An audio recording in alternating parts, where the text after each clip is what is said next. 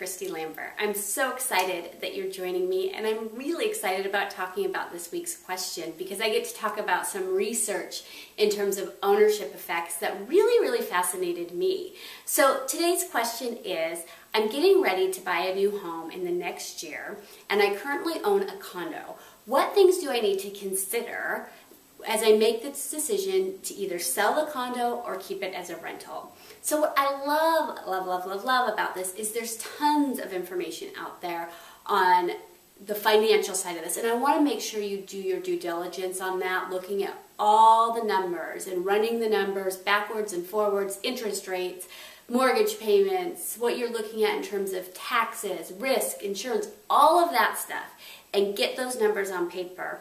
And then what I also want to do is I'm going to give you a different perspective on this because there's lots of good information you can get out there on the number side of it.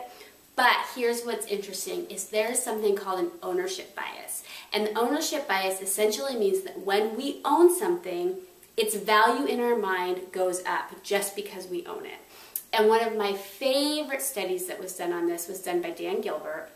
He's a happiness researcher, and he had participants come in, look at 6 different paintings, rank the paintings on a scale of number 1, the one they liked most, to number 6, the one they liked the least. And then they were told, oh, we have some extra paintings. We have the one you ranked number 3 and the one you ranked number 4. You can go ahead and take one home. Which one do you want to take home? People chose the one they ranked number 3 most often, right? They liked it a little bit better than number 4.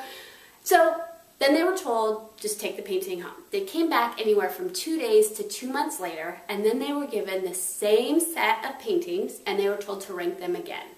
And here's what's interesting.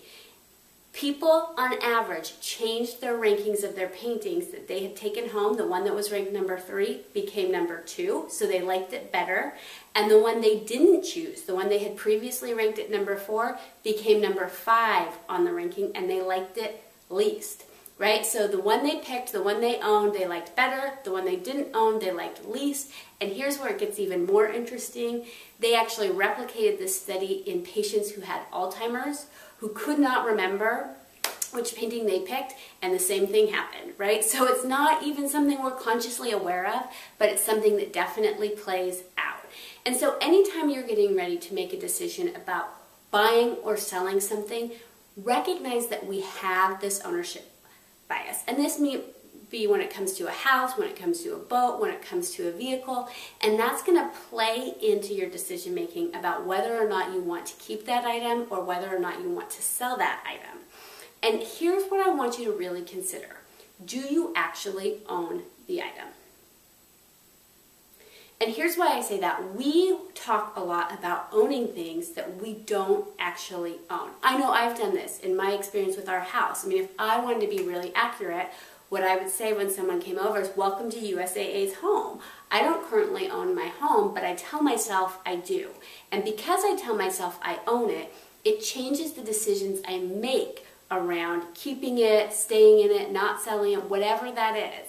And I think that that's just something that's really important for us to consider is, do you actually own it? And then also look at, what do you think it means if you sell it? And what do you think it means if you keep it?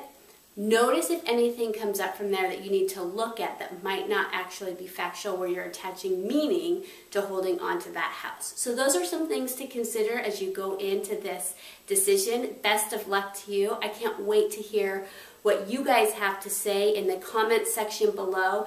Tell me where you've experienced an ownership bias and how that's made making a financial decision difficult for you. Add that in the comments section below, and then email me your money questions to christy.lambert@areyouthriving.com. See you next week.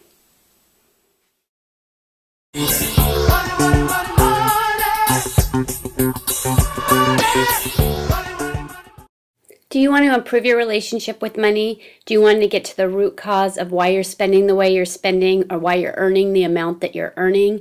Visit www.christylambert.com to learn more about money coaching programs that help you connect with yourself and lead you to a life you love.